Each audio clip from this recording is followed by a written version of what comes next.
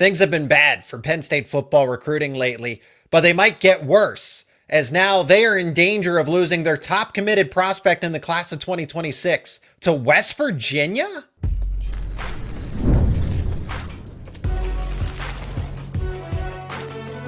You are Locked On College Crossover, part of the Locked On Podcast Network. Your team every day. You are locked on to Penn State football recruiting, and thank you so much for checking out another edition of Locked On Nittany Lions, your daily source for all things Penn State sports. My name is Seyko, and I'm your host of the show, credential media member for both Penn State football and Penn State wrestling.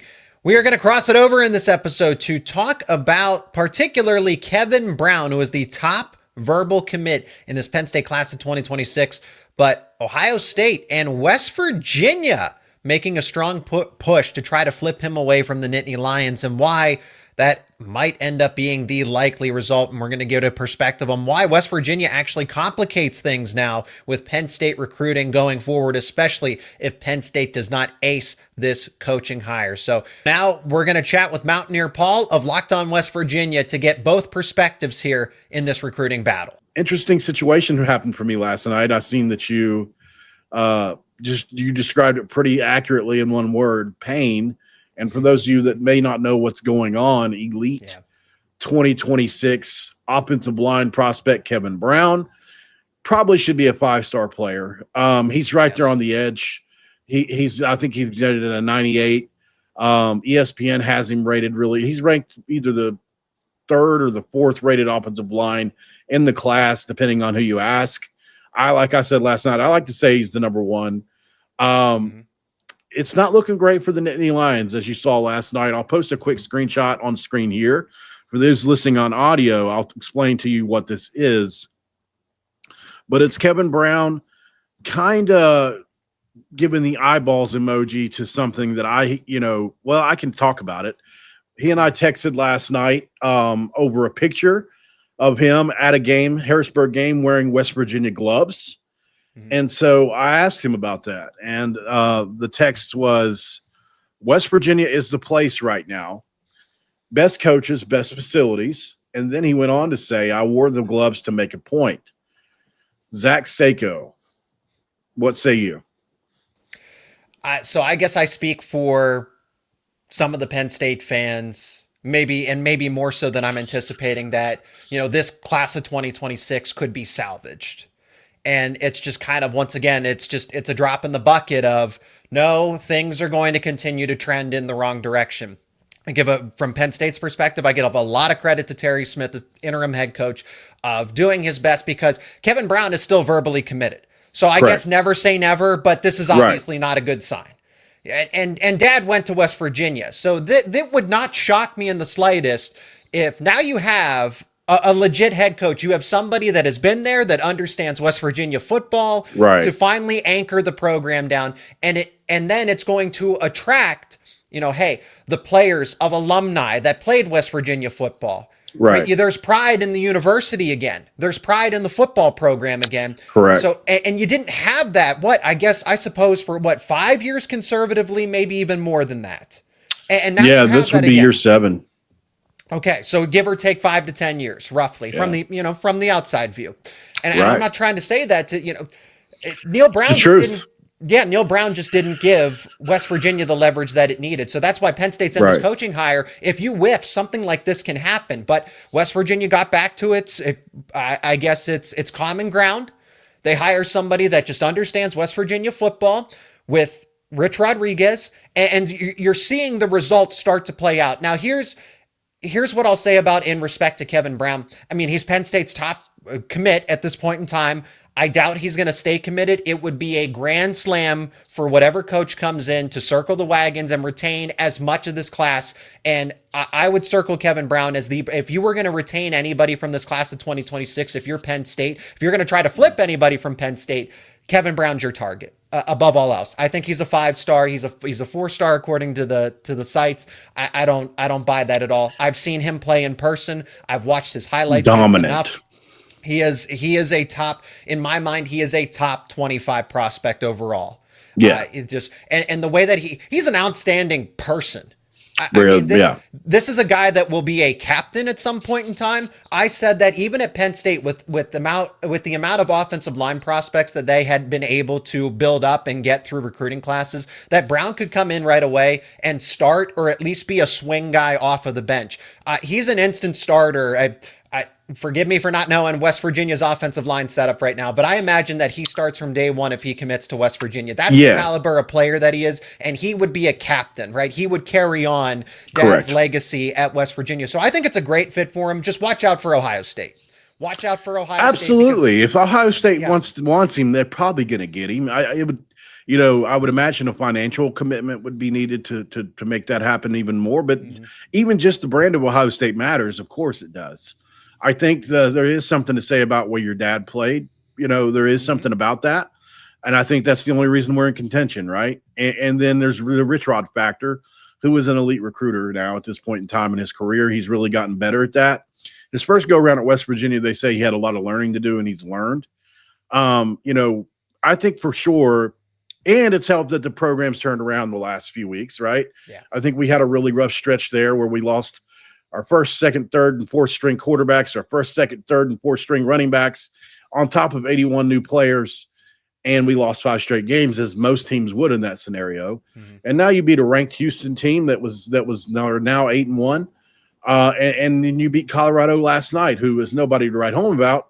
But that's 2 straight wins, and somehow, some way, this team is pressing bowl eligibility. Pretty good first year for Rich Rodriguez, considering the circumstances. Yes. And like you said, to be able to get a guy like Kevin Brown to head up this class, momentum may be too small a word to describe what that would be for us. To get to even 5 wins or maybe 6 wins, you got to beat Texas Tech to do that. So we're not really too keen on that possibility, but anything's possible. Kevin Brown would be just the cherry on the top, plus a lot more for this Mountaineer squad going forward.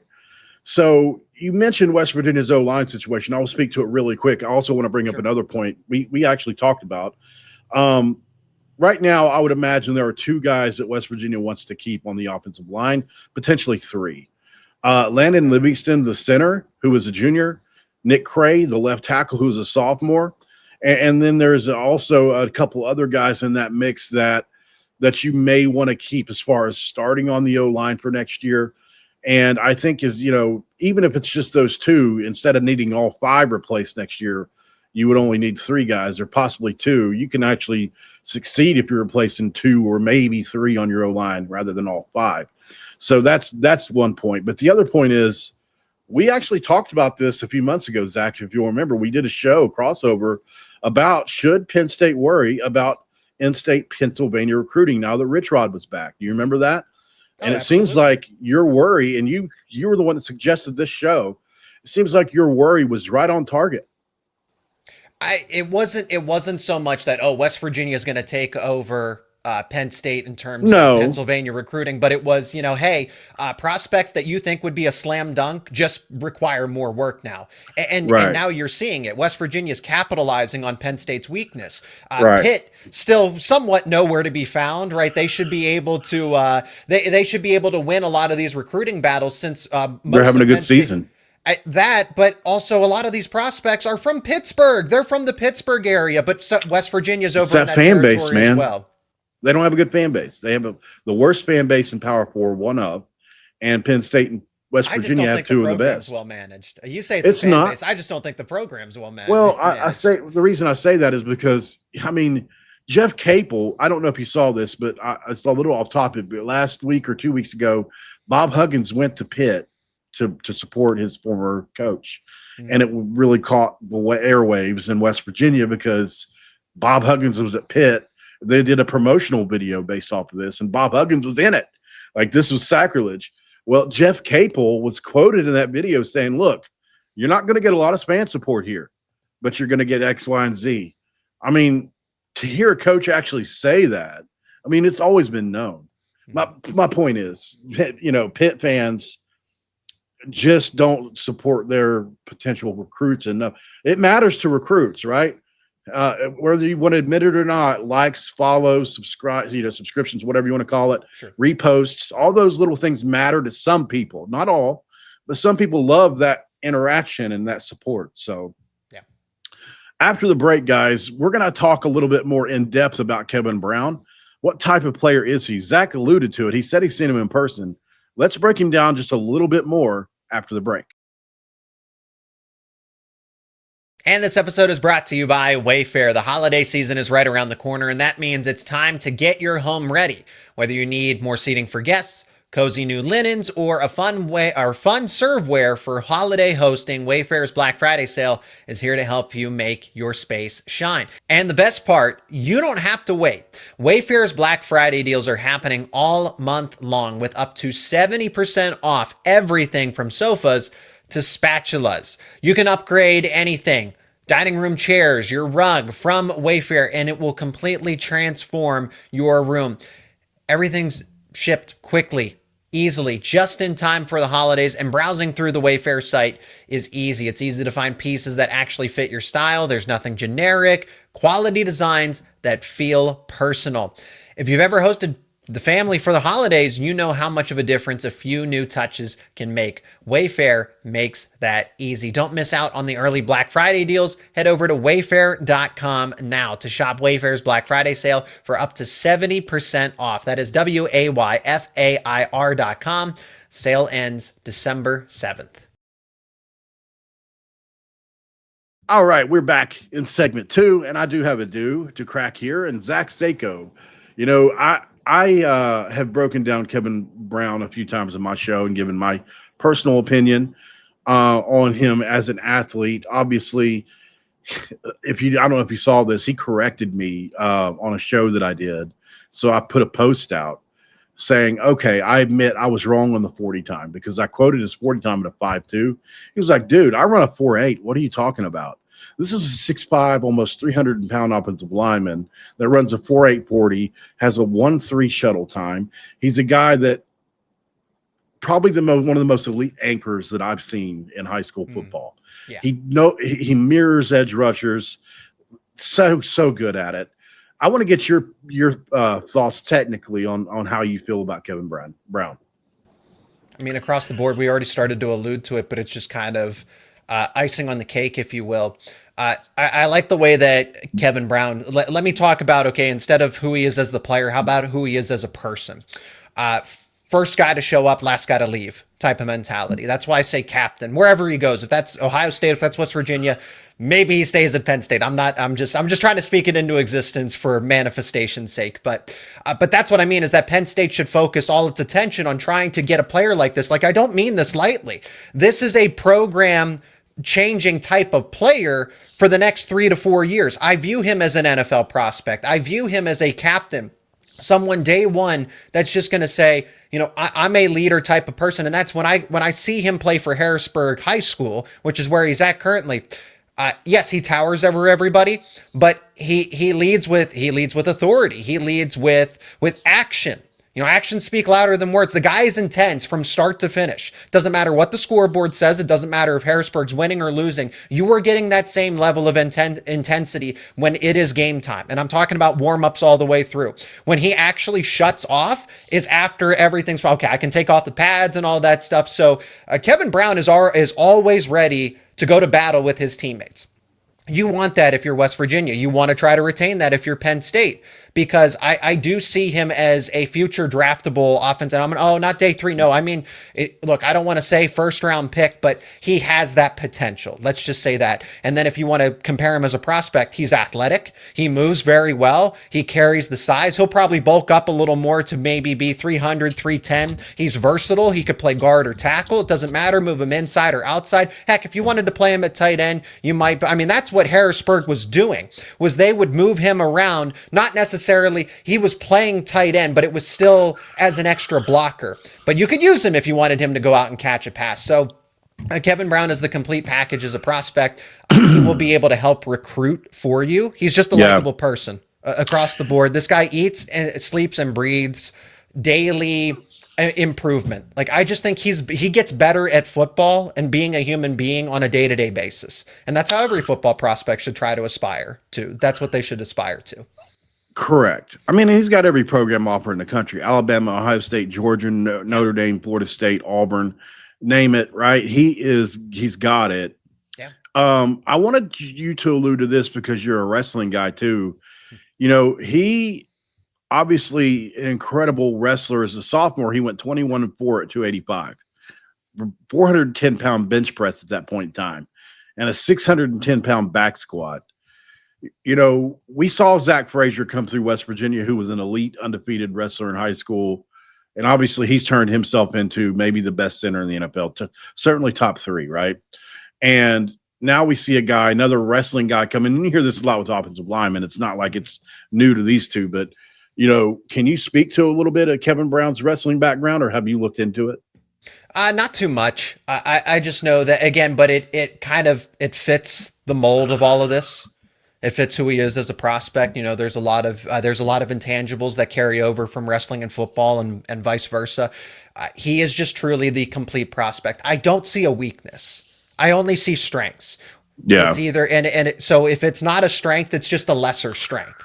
There are truly no weaknesses when it comes to Kevin Brown. He's football smart. He's football savvy. He's confident. He's a leader. He has the right amount of intensity. It's never egregious.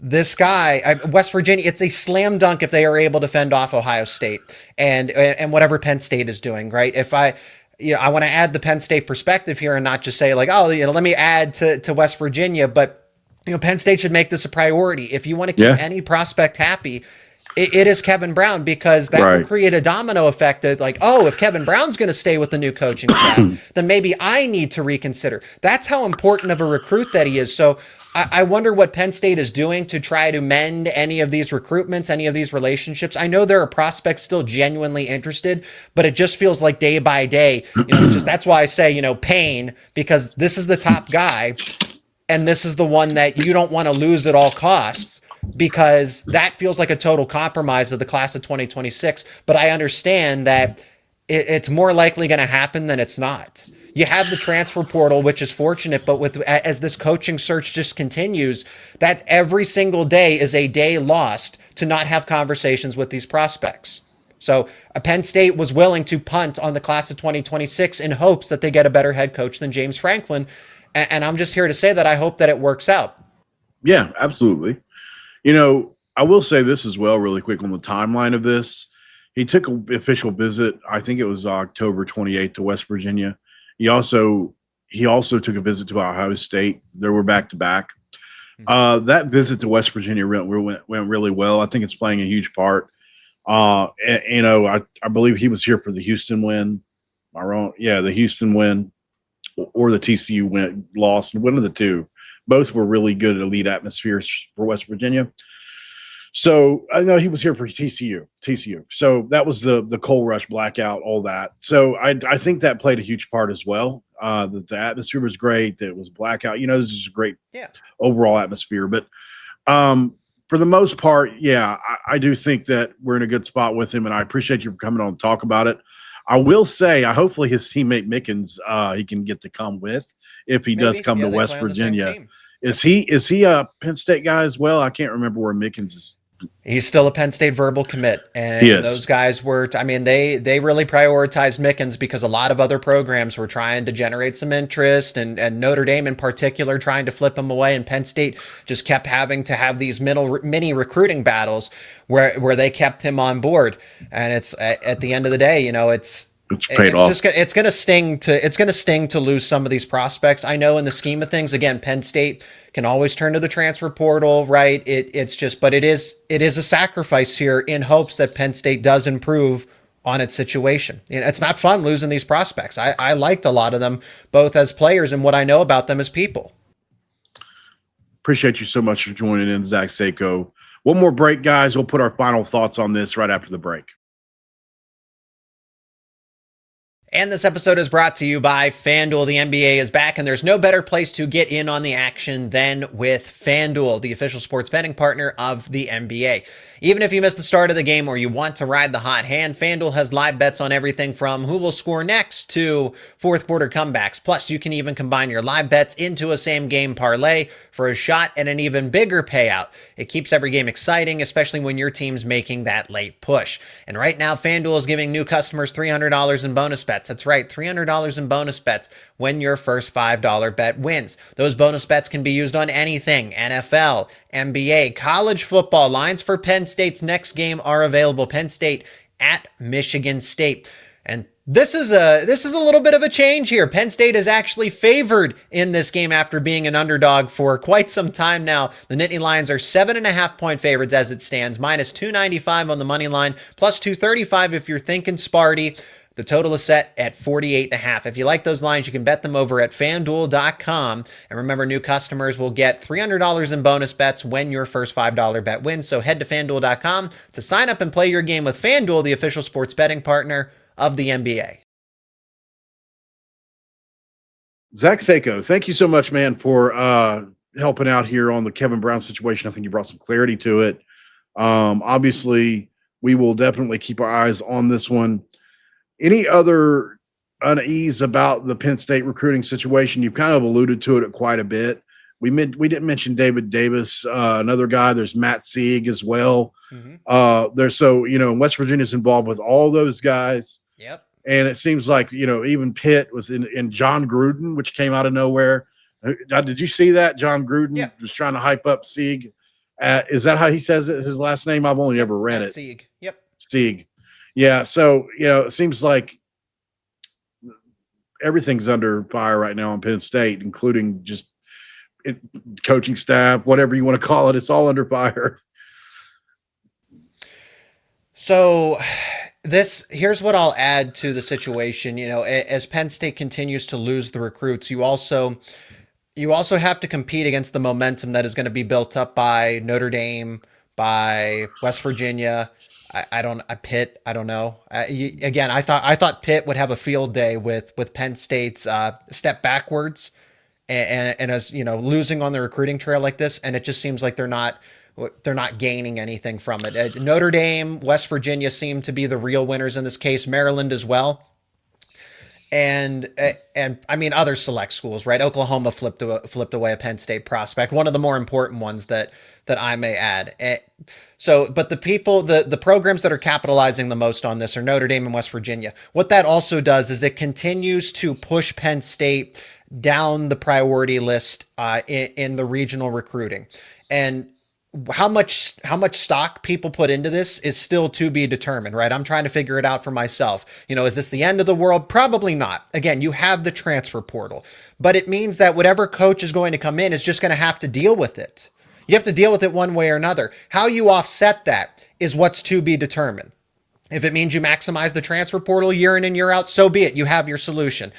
Recruiting is still extremely important because it builds out I would prefer Penn State to be one of the best in recruiting Pennsylvania and the surrounding states to not be that, to have it be an afterthought, because I think it builds up a program. But this is massive for West Virginia. It's massive for Notre Dame that kept coming into Pennsylvania as of late, but it means there's no resistance. Notre Dame and West Virginia aren't competing head to head, but the recruits that would naturally go to Penn State that wouldn't go to Notre Dame are now going to look for another option. And that's where West Virginia comes in. That's where Pitt should come in, but they're not. So that's why West Virginia, this is great. So after Notre Dame, it's West Virginia. And then I'm waiting to see, who else is really going to benefit from this. I would say the third is Maryland.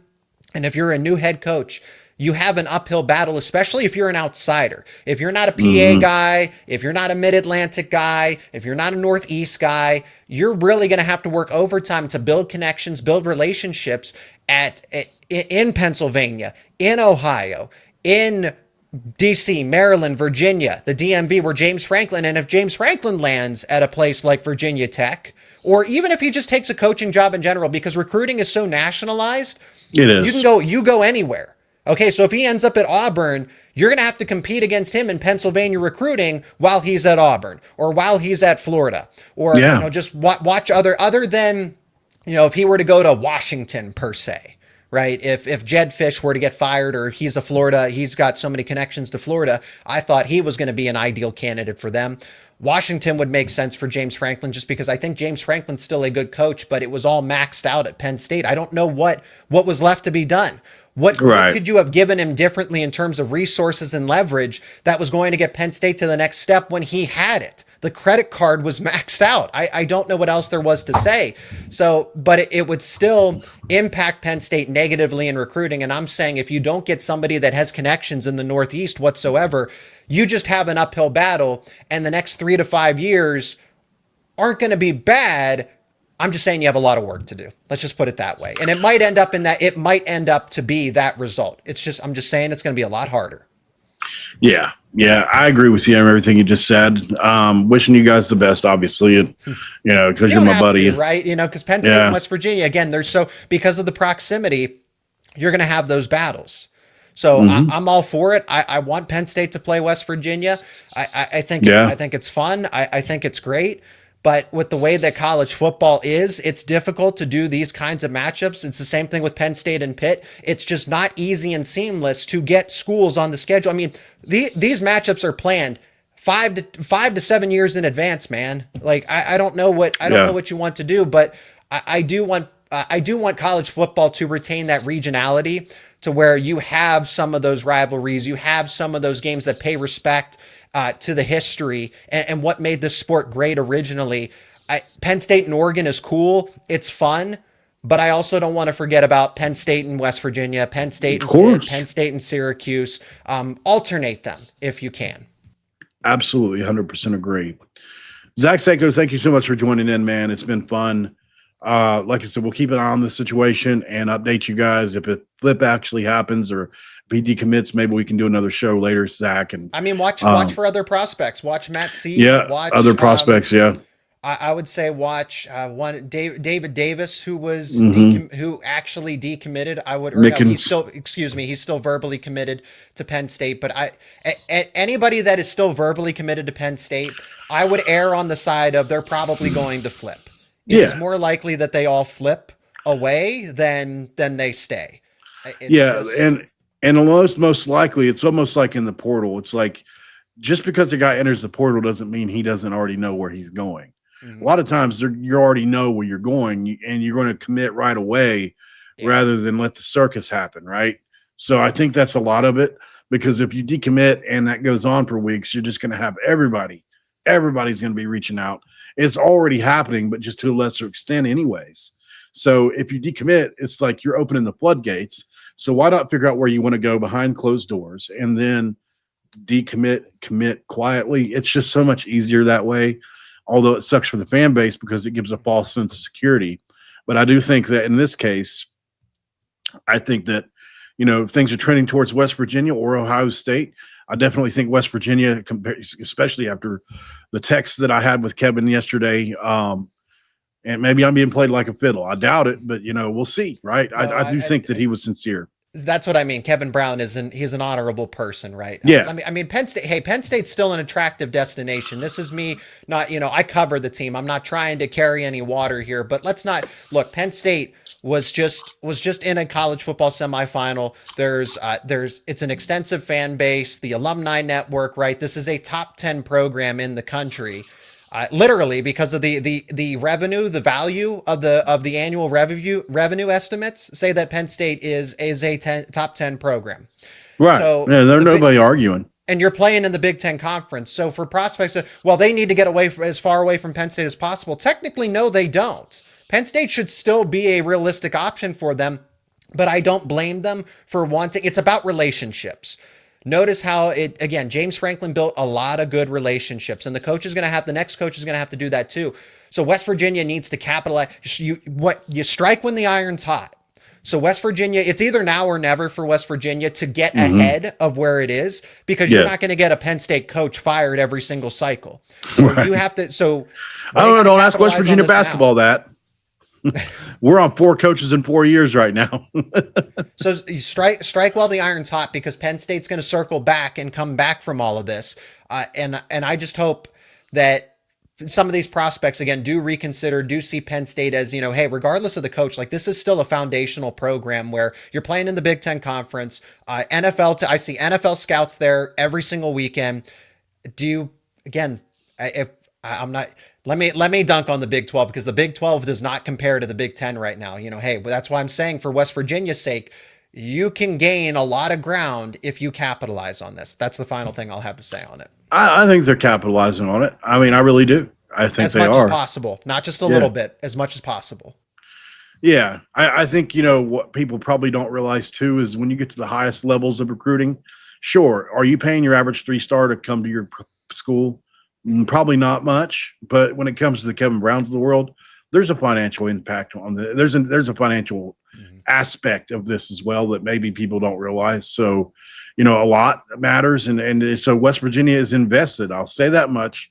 I know for a fact. So, but they're going to have to compete. So if somebody shows up and blows them out of the water and there's a sudden shift, you'll know why, most likely. Not that anybody's not honorable. It's just that at the end of the day, business is business. So if it's a great place and they're going to pay you double or triple, they're going to have to do that. I think West Virginia will compete with anybody right now, especially on this prospect. But, I don't know how many they can do without jeopardizing what they want to do elsewhere. I get it. That's where the sport is. Ohio State, if they see a prospect that they want, they'll get him. Yeah, right. So be ready for that with Kevin Brown. Guys, tell everybody, or Zach, tell everybody where they can find you at, what you're up to, man. Same as you. So on YouTube and wherever you get your podcast, daily coverage. You do daily coverage around West Virginia. I do daily coverage around Penn State. So it's all the same over on Locked On Nittany Lions. Connect on social media, all that stuff. So everything Penn State. If you want to see what Penn State's up to, if you want to prey on their demise, it's all covered over. Zach even welcomes the haters into his chat. He loves that. You gotta show appreciation for the haters too. Absolutely. Thank you so much, man. Yeah, no problem. Thanks for having me.